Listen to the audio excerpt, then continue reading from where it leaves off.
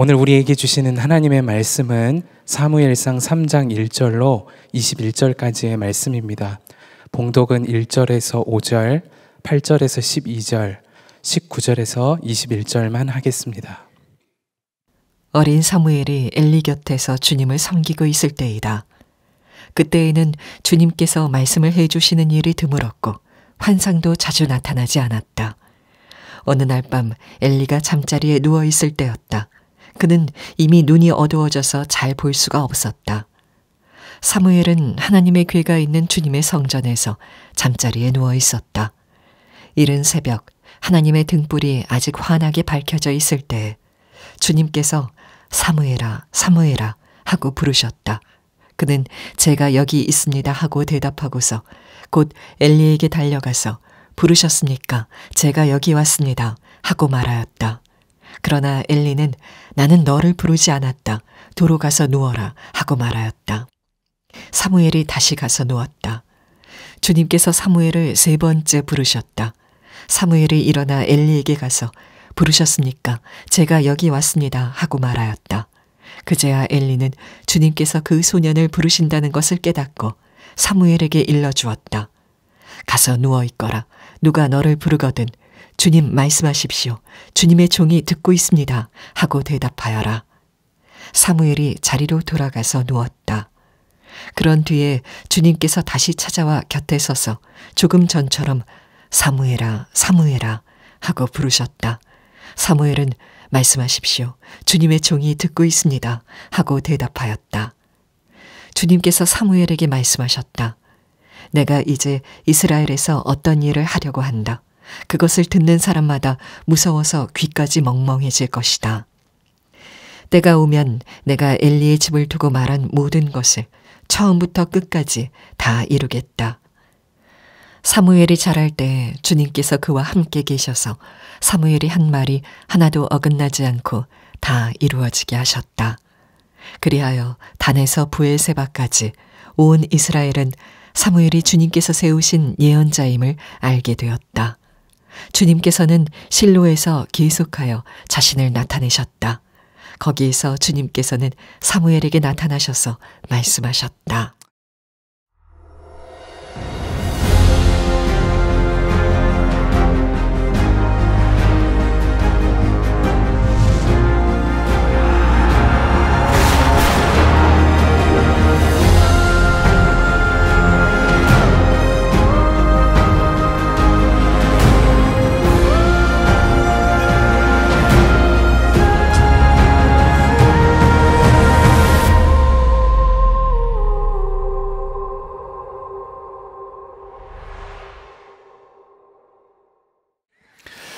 네, 사무엘상 시리즈 하나님의 마음에 맞는 사람 5번째입니다. 어둠 속 등불로 부르시다 라는 제목의 말씀을 나누겠습니다. 한 교회에 어떤 아이가 말씀 묵상집 가지고 묵상을 하다가 이런 질문이 있었다고 합니다.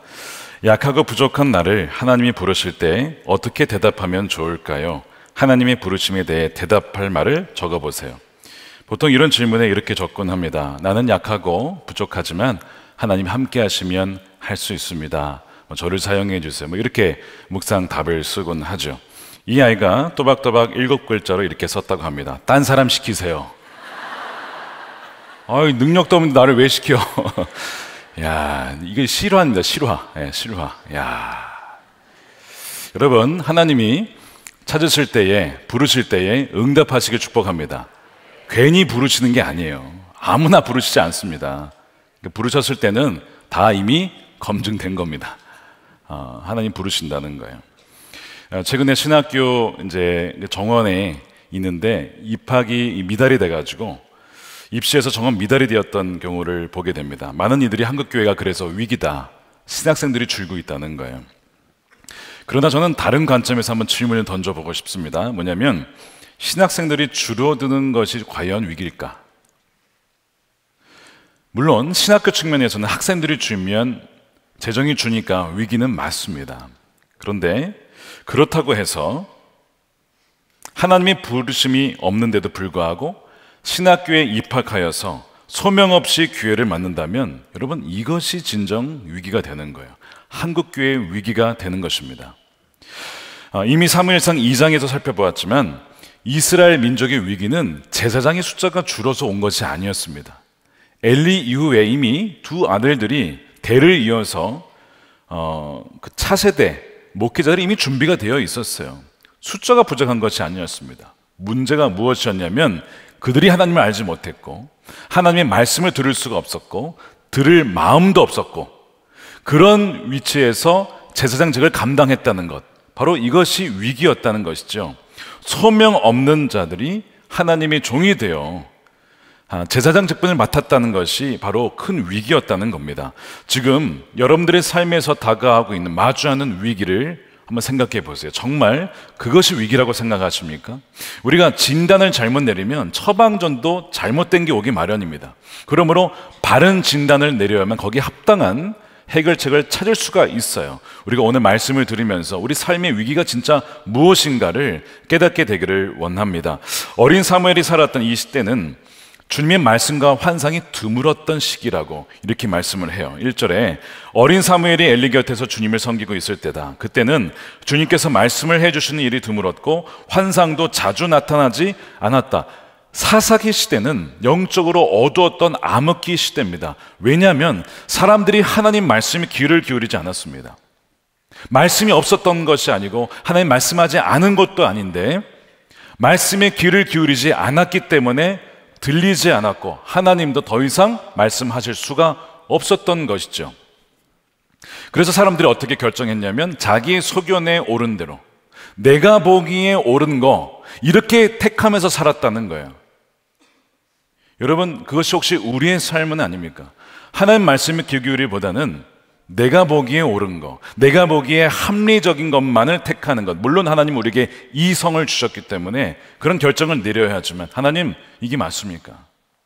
하나님, 이 결정이 옳은 것입니까? 물어야 하지 않겠습니까? 그 당시에는 그렇게 하지 않았다는 거예요. 그래서 영적인 어둠의 시대를 살았다. 사람들이 방황했다는 것입니다. 성경의 요한복음의 말씀은 빛입니다. 말씀이신 주님께서 빛으로 이 땅 가운데 오셔서 비추었어요. 근데 사람들이 그 빛을 싫어했다는 겁니다. 어둠을 더 좋아했대요. 즉 내 마음대로 사는 것을 더 사랑했다고 요한복음 1장에 말씀하고 있지 않습니까? 그러다 보니까 더욱더 어두운 시대로 빠져가는 거예요. 2절에 보면 엘리의 눈이 어두워졌다 이렇게 표현합니다. 나이가 들게 되면 노안이 찾아오고 잘 보이지 않는 것은 당연한 거예요. 그런데 성경은 왜 이 표현을 했을까? 단지 엘리가 나이가 들었다 그 말을 하는 게 아닙니다. 그의 눈이 어두워졌다는 것은 더 이상 분별력을 가질 수 없었다. 하나님이 어떤 길로 인도하시는지, 그의 삶에 원하시는 건 무엇인지, 이스라엘 백성들이 어디로 가야 할지를 분별할 수 없는 상황에 이르렀다라는 것을 영적으로 상징하는 의미가 바로 어두워져서 볼 수 없었다는 의미입니다. 역사적으로 보면 하나님께서 말씀하시지 않을 때, 침묵하실 때가 있었어요. 그는 심판의 징조입니다. 하나님께서는 심판하실 때는요, 어떻게 하시냐? 내버려 둡니다. 마음대로 살도록 내버려 둬요. 말씀하시지도 않습니다. 징계하지도 않습니다. 여러분, 이거는요, 심판입니다. 아모스 8장에 보면 11절에 기근을 보내겠다. 어떤 기근이냐? 이런 거예요. 내가 이 땅에 기근을 보내겠다. 사람들이 배고파하겠지만 그것은 밥이 없어서 겪는 배고픔이 아니다. 목말라 하겠지만 물이 없어서 겪는 목마름이 아니다. 주의 말씀을 듣지 못하여 사람들이 굶주리고 목말라 할 것이다. 그때는 사람들이 주의 말씀을 찾으려고 떠돌아다녀도 말씀을 찾지 못할 것이다. 이것이 기근이라는 거예요. 하나님은 심판하시면 그 사람에게 말씀하지 않습니다.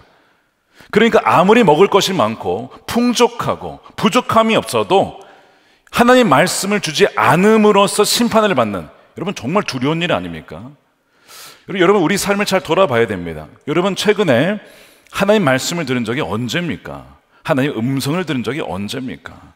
말씀을 듣지 못하고 있다면 여러분, 이것은요, 심각한 문제, 이건 심판을 받고 있다는 것입니다. 지금 어린 사무엘이 살던 시대의 영적 현실, 이 사사기 시대는 바로 그런 시대였고 점점 빛이 어두워졌던 시대라는 것이죠. 한국 기독교 분석 리포트를 보니까요, 최근 통계에 참 가슴 아픈 통계를 보았습니다. 젊은 세대, 20대, 30대, 40대 10년 전에 비해서 개신교 숫자가 얼마나 줄었는지 아십니까? 10%? 20%? 아닙니다. 50%가 줄었습니다. 절반이 줄었어요. 예를 들면 19세에서 29세, 10년 전에는 19%였는데 지금은 9% 되지 않습니다. 29 29세, 그러니까 30세부터 39세는요 21%에서 11%로 다 절반씩 줄었어요. 지금 여러분 한국 교회에 불이 꺼져가고 있어요. 한때 전 세계에서 급성장한 교회, 부흥을 맛보았던 교회라고 해서 전 세계에서 주목하며 찾아왔던 교회가 한국 교회입니다. 그러나 이제는 더 이상 그렇지가 않아요. 사그러들고 있습니다. 그런데 이 한국 교회의 모습과 우리가 오늘 읽은 본문의 이 사무엘상 전반부의 이 사사기 시대의 모습은 너무나 비슷한 거예요. 제사장이 숫자가 부족하지 않았어요. 지금 신학생은 줄지만 오히려 목회자, 목사 안수받은 사람들은 더 늘어났습니다. 너무나 흡사한 상황을 우리가 마주하고 있습니다. 자, 그러면 하나님께서 이스라엘을 포기하셨을까요? 한국 교회를 버리신 것일까? 오늘 말씀에 보면요, 하나님은 포기하지 않았다라는 것을 말씀하고 있어요. 우리가 오늘 말씀 읽는 가운데 분명한 하나님의 말씀을 여러분 듣게 되시기를 축복합니다. 하나님은 어두운 때에 빛을 비출 하나님의 사람을 반드시 찾고 세우십니다. 3절에 보면 이스라엘의 등불은 아직 꺼지지 않았다 이렇게 되어 있어요. 3절에 하나님의 등불은 아직 꺼지지 아니하였으며 사무엘이 하나님의 교회에 있는 여호와의 전 안에 누웠더니, 이 성전 안의 등불은요 저녁에 켜면 아침까지 타오르다가 이제 꺼지거든요. 지금 그걸 보여주고 있는 건데 아직 꺼지지 않았다는 것은 이제 새벽이 됐다는 얘기예요. 근데 단지 이것은 지금이 새벽이다 이걸 보여주는 게 아니고, 영적 이스라엘의 상황이 지금 꺼져가고 있긴 하지만 아직 하나님의 등불은 살아있다, 그것을 지금 암시하고 있는 겁니다. 하나님은요 이스라엘 포기하지 않았고 하나님의 백성을 포기하지 않았고 포기할 수도 없었다는 것이죠. 아침은 언제 옵니까? 가장 어두웠던 그 바로 동트기 이전에 그 어둠을 지나야만 아침에 새벽이 옵니다. 그 빛이 비춰주는 것이죠. 가장 지금 어둡다는 얘기는 그 다음에 뭐가 준비되고 있다는 거예요? 빛이 준비되고 있다, 그것을 보여주고 있는 것이죠. 바로 그때에 이 하나님의 궤가 있던 여호와의 성전 안에 누워있던 자가 누구냐면 사무엘이었습니다. 원래는 엘리가 거기 누워 있어야 됩니다.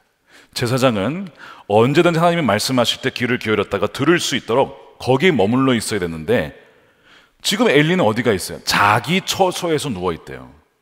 자기가 있어야 할 자리에 있지 않으니 들을 수가 없는 거예요. 하나님께서 아담에게 네가 어디에 있느냐 묻잖아요. 똑같은 겁니다.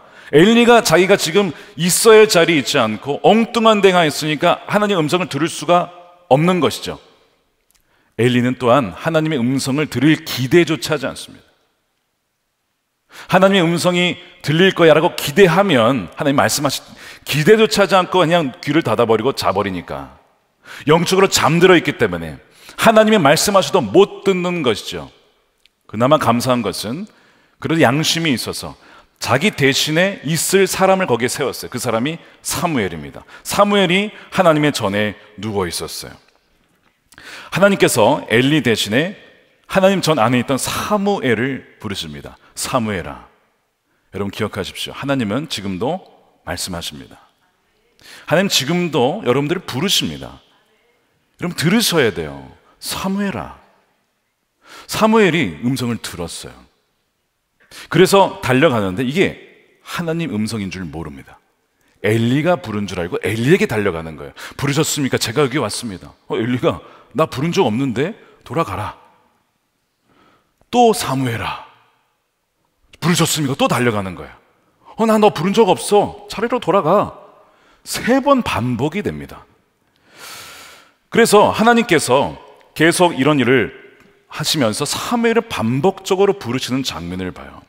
여러분 우리가 이 말씀을 들으면서 하나님이 나를 부르셨는데 내가 못 알아들은 적은 없는가를 생각해 보셔야 됩니다.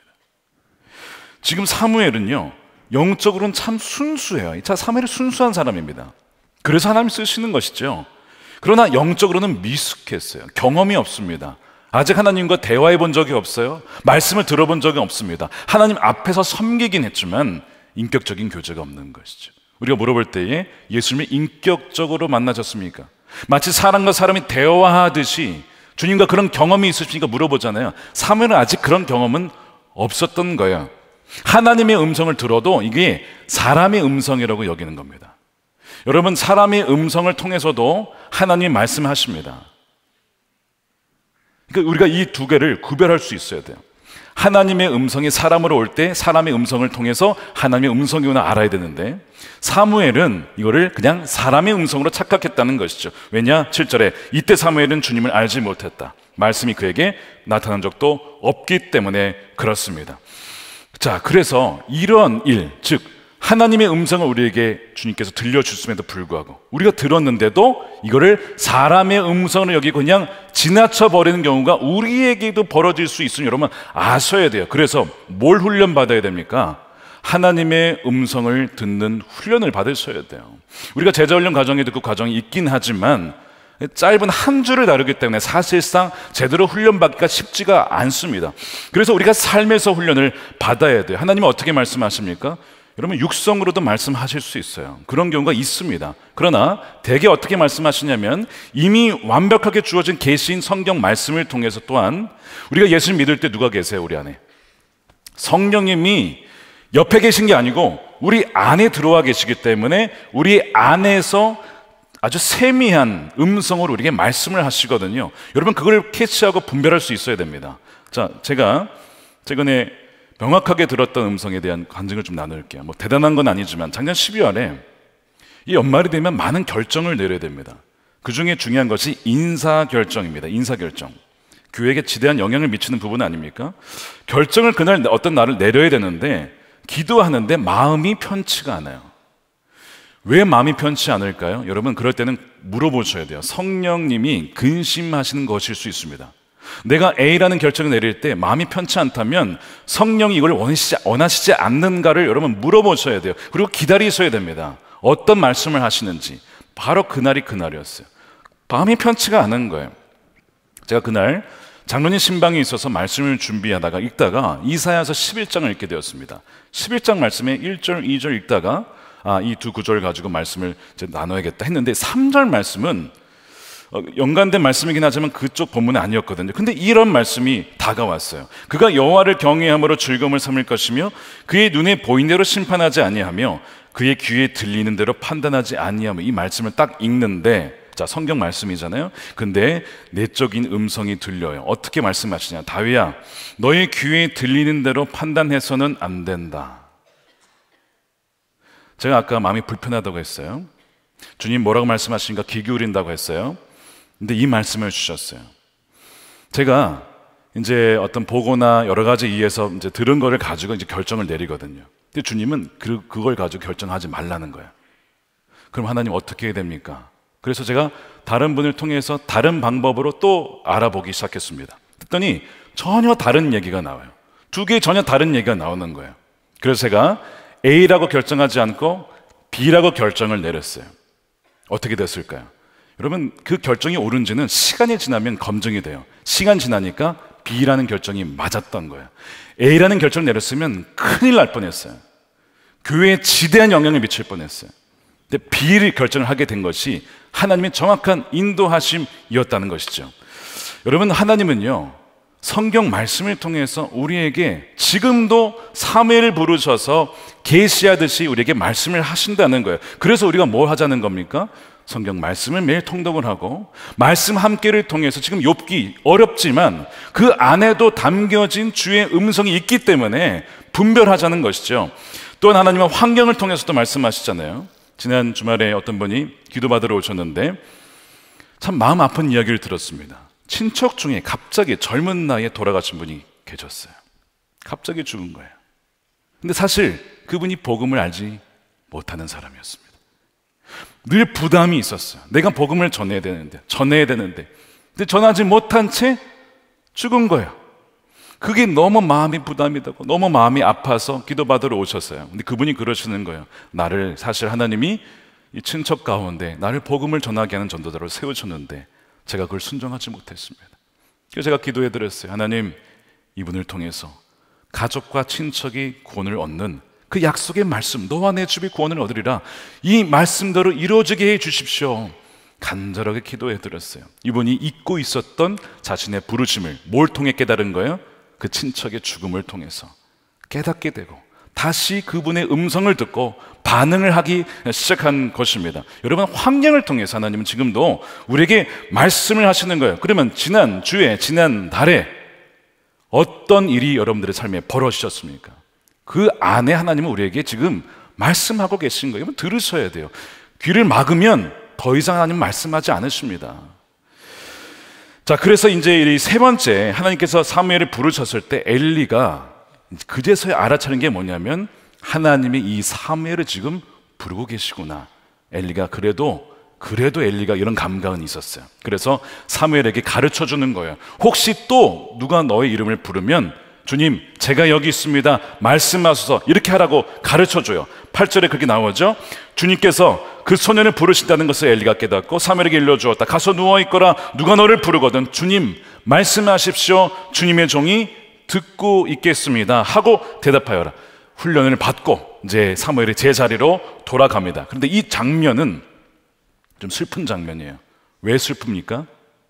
왜 슬퍼요? 이제 더 이상 엘리는 하나님의 음성을 들을 수가 없습니다. 들을 수 없다라기보다 들으려 하지 않았고 하나님이 더 이상 그에게는 말씀하지 않으십니다.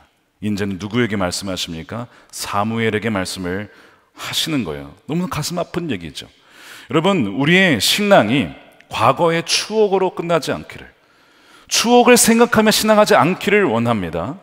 영적으로 누가 엘리인가? 나 과거에 하나님의 음성을 들었던 사람이야. 나 과거에 참 뜨거웠던 사람이야. 여러분, 이 사람이 엘리입니다. 근데 지금은 그렇지 않은 거죠. 과거에는 참 그때 곧 처음에 예수님 믿었을 때 참 뜨거웠는데 뭐예요? 과거. 그럼 지금은 어떻다는 얘기예요? 지금은 아니라는 얘기 아닙니까? 이게 엘리라고요.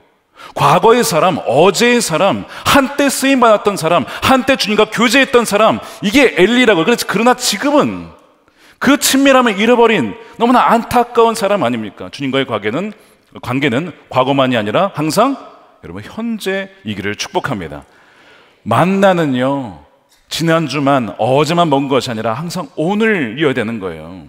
엘리는요, 영이 잠든 뭐가 된 겁니까? 종교인이 된 겁니다. 여러분, 종교인 되지 마십시오. 율법적으로 철저히 지켜도 영은 완전히 잠들어 있고 죽어 있을 수도 있다는 거예요. 사대교회에 했던 말씀이 뭡니까? 살아있다라는 이름은 가졌으나 실상은 죽은 자다. 실상은 죽은 자다. 허례허시 껍데기만 남아있다는 거예요. 여러분, 엘리가 율법도 알아요. 율법으로 제사를 어떻게 드려야 되는지도 알아요. 심지어 하나님 음성 듣는 방법도 알려준다고요. 다 알고 있어요. 지금으로 말하면 통독도 하고 큐티도 하고 성경 공부도 하고. 그런데 그 말씀과 삶이 영 다른 것이죠. 영이 죽어있는 상태. 말씀과 삶에 괴리가 있는 것입니다. 이것이 엘리의 모습이었던 것이죠. 하지만 여러분, 하나님의 말씀이라는 것은 원래 따로따로가 될 수가 없습니다. 여러분, 창세기 읽어보세요. 하나님께서 말씀으로 천지를 창조하셨는데 빛이 있으라 말씀하셨잖아요. 그러면 빛이 존재하는 거예요. 예수님께서 너의 믿음대로 될지어다라고 하면 바로 그 치유가 되는 것입니다. 말과 행동이 따로따로가 아니고 말과 행동은 붙어있는 거예요. 괴리가 있을 수가 없는 것이 하나님의 말씀인 줄로 믿으시길 축복합니다. 이게 말씀의 권세입니다. 말씀의 권세가 있는 것이죠.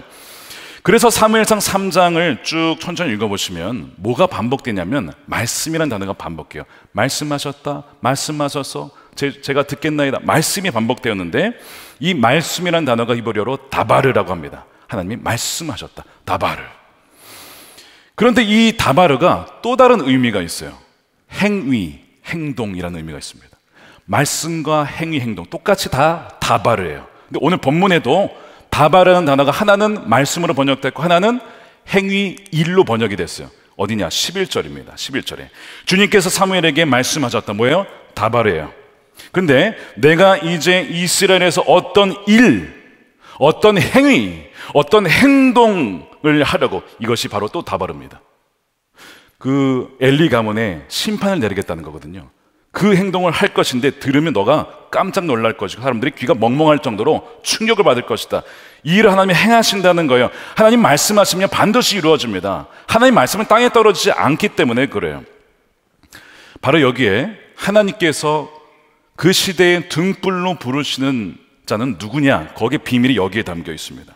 하나님이 그 시대의 등불로 부르시는 자는 누구냐면 하나님 말씀에 귀 기울이고 말씀과 행위가 일치하는 사람이에요.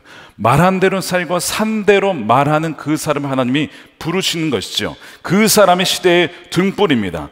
그래서 사무엘이 그 일에 부르심을 받은 거예요. 반면에 엘리는 뭐가 있었어요? 말은 있었는데 뭐가 없었습니까? 행위가 없는 거예요. 여러분, 이건 심각한 문제입니다. 이게 종교인이 된다는 게 바로 이거예요. 엘리의 죄가 바로 그거였다고요. 포지션은 있었지만 말씀을 선포하긴 하지만 그대로 살지는 않는 것이죠. 두려운 말씀 아닙니까? 자, 하나님께서 엘리의 죄를 다시 한번 지적을 하시는데 13절입니다.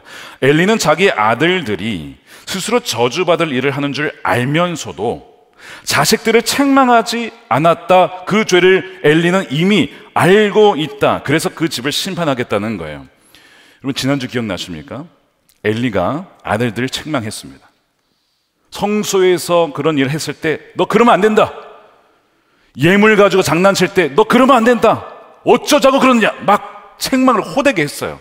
분명히 책망을 했단 말입니다. 근데 왜 하나님은 책망하지 않았다라고 할까요? 여러분, 여기 답을 갖고 계셔야 돼요. 하나님이 보실 때는 엘리는요, 말로는 책망했지만 행동으로는 책망하지 않았습니다. 삶에서 실제가 되지 않은 말, 행동으로 이어지지 않은 말은 말이 아니라는 것이죠. 엘리가 아들들이 꾸짖은 그 말이 아들들의 삶의 변화를 일으키지 못했다면 사실상 아들을 꾸짖은 것이 아니라는 것이 하나님의 말씀이에요. 그 하나님의 판단입니다. 엘리의 책망의 말은 권위가 없어서 말을 했지만 그 말이 실제가 되지 못하고 어떻게 됐습니까? 땅에 떨어집니다. 이게 땅에 떨어졌다는 얘기예요. 아무런 권위가 없다는 얘기예요. 엘리가 하나님보다 자녀를 더 사랑했기 때문에 그래요. 그래서 하지마, 말은 하지만 막지는 않는 거야. 자녀들 더 사랑한 거야, 하나님보다. 그것이 지난주의 진단이었죠. 또 이유가 있습니다. 왜 말에 권위가 없느냐? 왜 부모의 말에 권위가 없었는가? 엘리는요, 평소에 말과 행동이 달랐던 겁니다. 예를 들면 이런 거예요.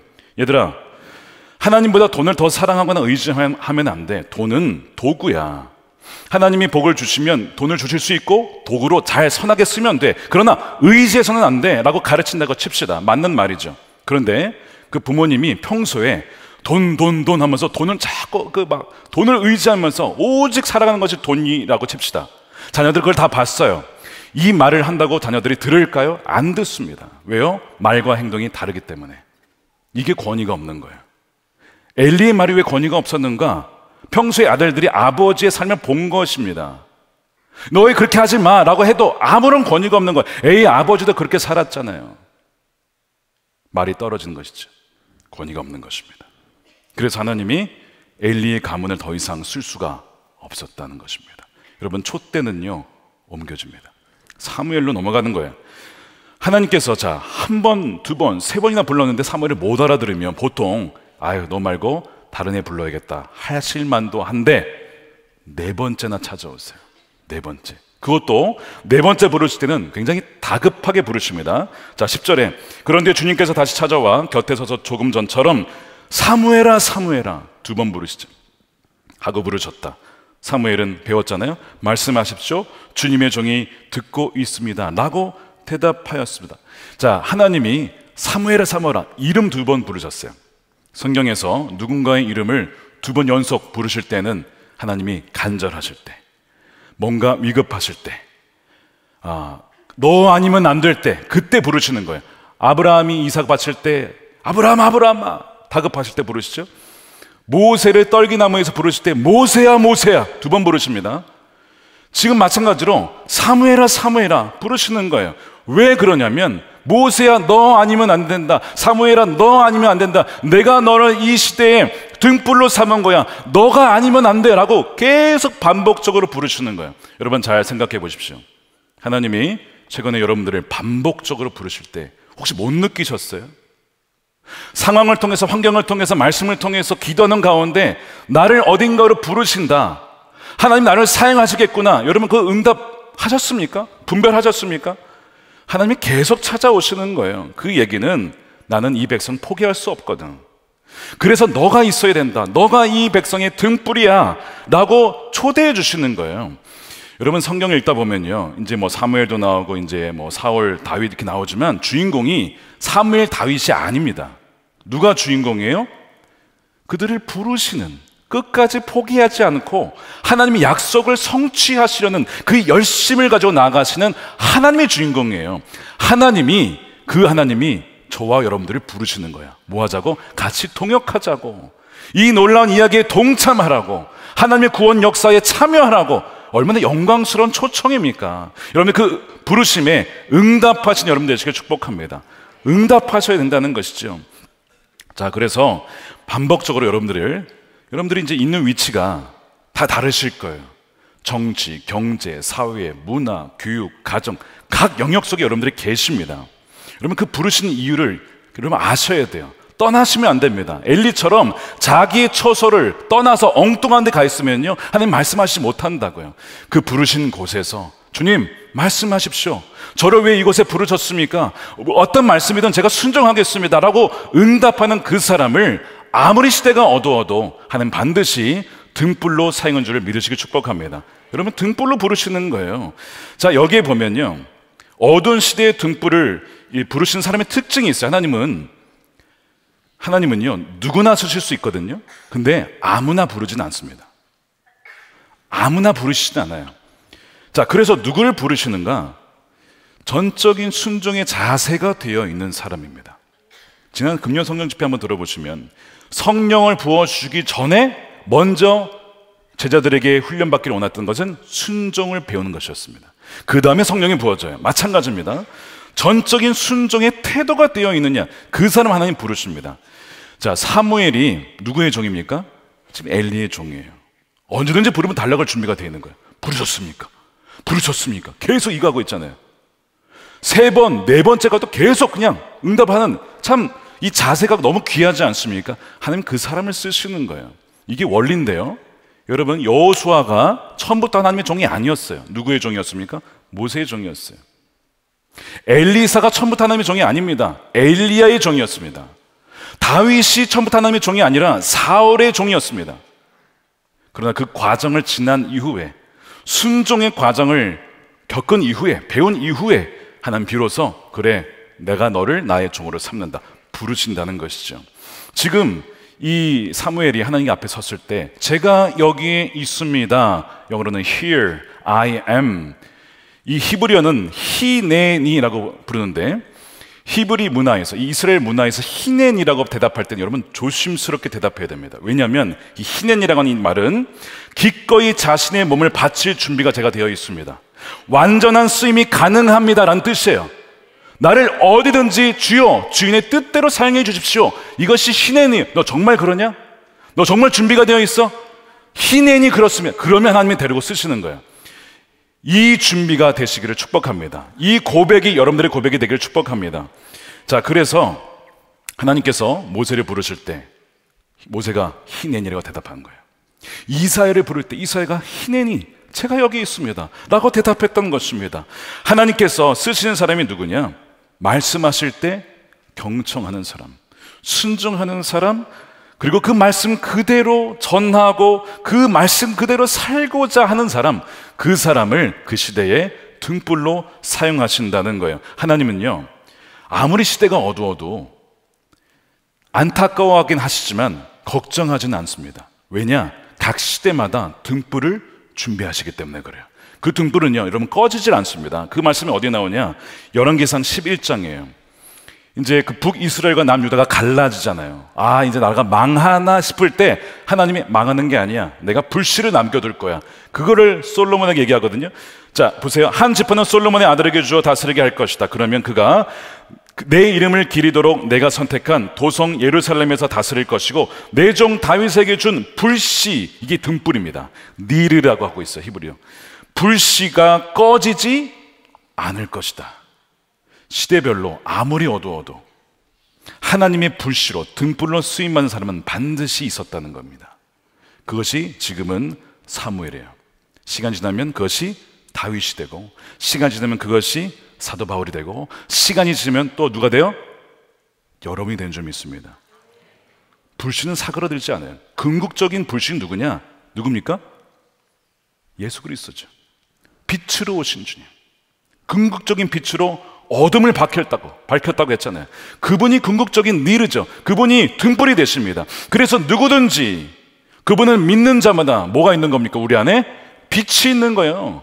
등불이 있는 것입니다. 그 등불로 여러분들 주의를 밝히는 거예요. 그것이 가정이든 그것이 경제, 정치, 어느 분야이든 간에 내가 밝히는 것이 아니라 내 안에 계신 주님, 그 성령의 불빛으로 주의를 밝히게 된다는 거예요. 놀라운 것은 뭐냐면 그렇게 순종해서 나아가잖아요.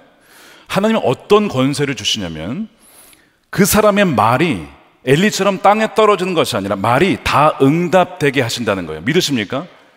믿는 자에게만 이루어질 줄로 믿습니다. 여러분, 사무엘에게 주신 은혜가 바로 그거였어요. 자, 읽어보세요. 19절인데 사무엘이 이제 자라납니다. 사무엘도 처음부터 완벽한 사람이 아니었어요. 계속 성장합니다. 은혜 가운데 성장을 해요. 주님께서 그와 함께 계시기 때문에 그래요. 여러분, 성장하고 싶다면 날마다 주님과 함께 하셔야 됩니다. 주님과 동행하셔야 됩니다. 그러면 주님이 여러분과 함께 하시면서 여러분이 잘하게 되는 거예요. 그 잘하게 된다는 그 증거가 무엇이냐? 말이 떨어지지 않아요. 자, 사무엘이 한 말 다 바르죠. 하나도 어긋나지 않고 다 이루어지게 하셨다. 사무엘이 무슨 기도를 하잖아요? 하나님 다 응답해 주시는 거예요. 사무엘이 무슨 말을 하잖아요? 그대로 이루어집니다. 왜냐? 하나님의 뜻이 무엇인지를 아니까 그걸 그대로 전하거든요. 그러니까 하나님의 말씀은 다바르예요. 말이 떨어지면 그대로 이루어지는 거예요. 사무엘은 그 말을 전했기 때문에 하나도 땅에 떨어지지 않고 이루어졌던 것입니다. 이 은혜가 여러분들에게 있기를 축복합니다. 그래서 4장 1절에 사무엘이 말을 하면 온 이스라엘이 귀를 기울여 들었다. 로컬에서 이제는 전국구로, 이제는 열방어로 시대를 뛰어넘어서 지금까지도 사무엘은 말을 하고 있는 것이죠. 놀랍지 않습니까? 왜요? 하나님이 그와 함께 하셨기 때문입니다. 사랑하는 여러분, 지금의 시대도 참으로 어둡죠. 굉장히 어둡습니다. 그러나 그 사사기와 같은 시대에도 하나님이 사무엘을 통해서 등불이 되어주셨던 것처럼 그 등불은 지금도 꺼지지 않습니다. 여러분들을 각 영역 속에 정치, 경제, 사회, 문화, 예술, 교육, 그 다음에 가정이라고 하는 영역 속에 사무엘과 같이 여러분들을 부르시는 거예요. 세상이 얼마나 어두운가, 하나님의 관심은 그것보다는 왜 이리 어둡냐라기보다는 이 어둠 속에 빛을 나의 등불이 어디에 있느냐라고 그를 찾으시는 거예요. 어차피요, 여러분, 어둠은 빛을 이길 수가 없기 때문에 그래요. 그러니까 여러분, 어둡다 너무 걱정하지 마세요. 어차피 어둠은 빛을 이길 수가 없습니다. 요한복음 1장 1절과 5절 함께 읽겠습니다. 시작. 태초에 말씀이 계셨다. 그 빛이 어둠 속에서 비치니 어둠이 그 빛을 이기지 못하였다. 아멘이죠. 우리 사회 속에서 얼마나 어둠을 봅니까? 전쟁, 또한 우리의 평등법 이슈부터 해서 온 사회가 도대체 어떻게 굴러가는 거야? 폭력과 약탈과. 그러나 어둠은요, 빛을 이길 수 없다는 것을 믿을 때 그 약속의 말씀을 붙잡고 그 말씀에 목숨을 건 한 사람이면 여러분 충분합니다. 지금 사무엘이면 충분한 거예요. 많은 사람이 필요한 것이 아닙니다. 기돔과 300용사 수만 명이 모였는데 야, 다 돌려보내라. 하나님은 숫자로 일하시지 않는다는 거예요. 하나님께 헌신한 사람, 말씀에 목숨 건 사람이면 충분하다. 그 사람을 지금 찾고 계신 줄 믿으시길 축복합니다. 존 웨슬리가 18세기에 참 어두웠던 영국의 시대, 사람들이요, 교회를요 그냥 형식적으로 다녔어요. 그냥 태어나면 그리스도인이니까 뭐 영적인 뜨거운 체험 이런 게 없어요. 껍데기만 남은 그 상황 속에서 등불과 같이 쓰셨어요. 어떻게 그럴 수 있느냐? 하나님이 전적인 은혜지만 동시에 존 웨슬리는요 별명이 있었습니다. 한 책의 사람. 그러면서 그가 이런 얘기를 했어요. 나는 날아가는 화살처럼 삶을 통과해 지나가는 시간의 창조물이다. 나는 하나님으로부터 비롯된, 그래서 다시 하나님에게로 되돌아가는 영혼이다. 하나님은 은혜로우셔서 나에게 길을, 어떻게 우리가 살아가야 될지를 길을 가르쳐 주신다. 그분은 그것을 어디 담아주셨어요? 책에 기록해 넣으셨다. 아, 그 책을 나에게 주소서. 아무런 대가도 없이 하나님의 책을 나에게 주셨다. 난 그것을 가졌다. 여기에는 풍족한 지혜가 있다. 나를 한 책의 사람이 되게 하라. 그 말씀에 목숨 건 한 사람을 통해서 영국이 바뀌고 미국이 바뀌고 지금 조선에까지 이르러서 오늘날까지 이른 거 아닙니까? 여러분, 한 책의 사람, 하나님 말씀에 경청하고 순종하는 그 한 사람이 되시기를 축복합니다. 여러분들이 바로 이 시대의 등불인 것입니다. 하나님은요, 아무리 어두워도 주무시지 않습니다. 하나님은요, 아무리 말씀이 희귀한 것 같아도 이 시대에 침묵하시지 않습니다.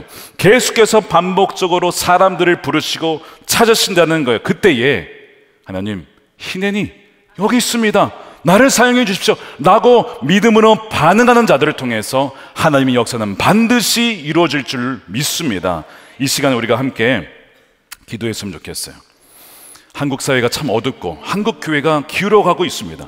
그러나 하나님 말씀이면 충분합니다라고 그렇게 자신의 인생을 드리는 그 한 사람을 통해서 한국 교회와 한국 사회는 다시 일어날 것이고, 또한 통일한국은 반드시 이루어질 것입니다. 다음 세대가 일어날 것입니다. 세계 열방을 향한 선교의 완성은 반드시 그분께서 이루실 것입니다. 이 시간 기도할 때 여러분들을 초청합니다. 그러면 그냥 반응하지 마시고 진지하게 반응하시길 바라요. 오늘 이 시간에 나를 하나님께서 각 영역 속에 마치 사무엘처럼 이 어두운 시대에 니르라고 하는 등불과 같이 나를 하나님이 부르시는구나 라고 여겨지는 사람, 하나님 나를 그렇게 사용해 주십시오, 희낸이 나를 사용해 주십시오 라고 그렇게 나간 사람들은 자리에서 일어나십시오. 자리에서 일어나십시오. 또 한편으로 하나님, 저의 자녀 세대가 사무엘과 같이 하나님께 드려진 자가 되기를 원합니다. 등불과 같이 쓰임받기를 원합니다. 한나와 같이 그 믿음으로 드렸던 것처럼 우리 자녀를 드리오니 주여, 성교의 완성을 위해서, 하나님 나라의 영광을 위해서 우리 자녀들을 사용하여 주시옵소서. 등불과 같이 사용해 주옵소서. 그 자들도 일어나십시오. 이 시간 하나님이 오늘 여러분들의 반응을 보십니다. 다 그 중심을 보고 계십니다. 오늘을 기억하실 것입니다. 너가 그날 반응했기 때문에 내가 너를 사용한다. 주님께서 오늘 그 일을 이루실 줄 믿습니다. 우리 함께 주여 한번 외치고 기도하겠습니다. 주여, 하나님 말씀에 주님 그렇습니다. 우리는 아무것도 아니겠지만 하나님 그 말씀에 충만한 사람, 그 말씀이 목숨 거는 사람, 생명을 거는 사람, 그 한 사람을 통하여서 하나님 오늘 시대에 환하게 등불을 비칠 줄로 믿습니다. 아버지, 우리를 사용하여 주시옵소서. 희낸이 내가 여기 있습니다. 내가 여기 있습니다. 우리 가정에, 주여 우리 교회 가운데, 한국 교회 가운데, 한국의 정치, 경제, 사회, 교육, 문화, 가정, 예술, 각 영역 가운데 주여 아버지, 나를 사용하여 주셔서 모든 이 밤과 같은 이 시대 가운데 환한 빛을 드러내게 하시고 주여 사용하여 주시옵소서.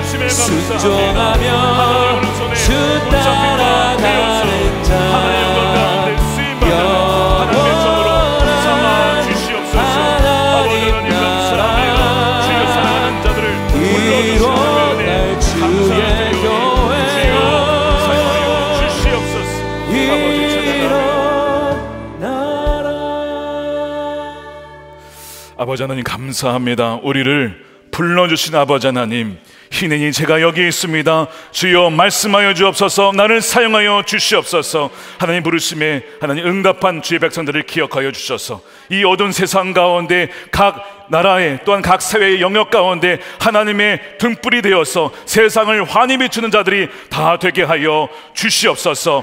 또한 우리의 다음 세대가 점점 사그라드는 등불이 아니라 점점 더 불타오르는 하나님의 등불이 되게 하여 주시옵소서. 하나님께서 다윗에게 약속하신 그대로 영원히 꺼지지 않은 내 등불을 마련할 것이다, 준비할 것이다 약속하셨사오니 예수 그리스도 영원한 빛 되신 주님께서 우리 다음 세대 가운데 찾아와 주셔서 하나님 그들의 생명이 되시고 그들의 주인 되시고 이 세상을 살아갈 때에 하나님 길이요 진리요 생명 되신 주님만 따라가는 우리 다음 세대가 다 되게 하여 주시옵소서. 아버지 하나님, 이 시간에 귀한 거 구별하여 11조로 감사헌금으로 성경금으로 주님께 올려드립니다. 또한 우리의 몸과 마음, 우리의 인생을 드리오니 하나님 기쁘신 뜻을 위하여 마음껏 사용하여 주시고 하나님 영광 받아 주시옵소서. 하나님, 이 나라가 하나님을 경외하는 나라가 되기를 원합니다. 특별히 하나님 총선을 앞두며 하나님을 두려워할 줄 아는 자, 하나님을 경외하는 자가 세워지기를 원합니다. 그리하여서 하나님 국회에 진출하여서 하나님 법을 세우게 하소서. 하나님 각 경제 영역 속에서 하나님 우리 각사의 영역 속에 하나님을 신실하게 증언할 수 있는 하나님의 지도자들을 세워 주시옵소서. 남과 북의 복음으로 통일되게 하여 주시고 북한의 아버지 하나님 다음 세대들이 일어나서 아버지 하나님 통일 세대가 되기를 원하오니 주여 그 일을 속히 하나님의 때에 이루어 주시옵소서. 끝까지 하나님 땅끝까지 복음이 증거될 때에 주여 가는 선교사 보내는 선교사 또한 기도하며 우리의 물질을 드리며 마음을 드리며 합력하여서 땅끝까지 이르러 복음을 증거하여 주셔서 주님이 다시 오시는 날 주여 어느 한 명도 밖에서 울며 일을 가는 자가 없게 하여 주시옵시고 지혜로운 처녀들처럼 주님이 오셨을 때 맞이하며 그 천국잔치에 모두가 다 참여하는 그 은혜를 더하여 주시옵소서. 감사하며 우리 구주 예수님의 이름으로 기도드립니다. 아멘. 우리 다 같이 일어나셔서 우리 말씀 앞에서 우리 찬양하며 봉헌 드리겠습니다.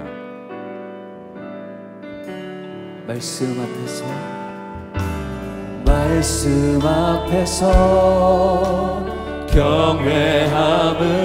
경외함으로 주께 홀로 섭니다. 생명의 말씀 읽고 순종해. 생명의 말씀 읽고 순종해 주를 예배합니다. 기록된 말씀 힘이 있어서 기록된 말씀 힘이 있어서 진리로 우리 거룩해 하며 거룩한 말씀 세세 영원히 거룩한 말씀 세세 영원히 복음이 되어 말씀하시네. 찬양합니다. 하나님 말씀에 하나님 말씀에 두려워 떠는 자 그 말씀에 생명을 거는 자 그 말씀에 생명을 거는 한 사람 찾으시는 한 사람 찾으시는 주님의 약속을 믿습니다. 주님의 약속을 믿어 하나님 운명을 거는 자 하나님 말씀에 운명을 그렇습니다. 거는 순종하며 자 따라갑니다. 순종하며 주 따라가는 자 영원한 하나님 나라 이뤄갈 주의 교회요 일어나 하나님 말씀에 두려워 떠는 자 그 말씀에 생명을 거는 자 한 사람 찾으시는 주님의 약속을 믿어 하나님 말씀에 운명을 거는 자 순종하며 주 따라가는 자 영원한 하나님 나라 이뤄갈 주의 교회여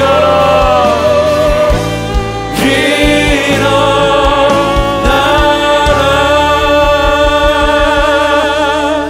네, 축도하겠습니다. 이제는 우리 영원한 생명 되시고 주인 되신 예수 그리스도의 은혜와 아버지 하나님의 측량할 수 없는 사랑하심과 성령님의 감화감동 내주하심이 단 한 사람 말씀에 목숨 걸고 주 말씀에 순종하고자 나아가는 사랑하는 모든 성도들 머리 위에 저들의 가정과 일터와 사랑하는 다음 세대 자녀들 가운데 이제부터 영원토록 함께 하시기를 간절히 축원하옵나이다. 아멘.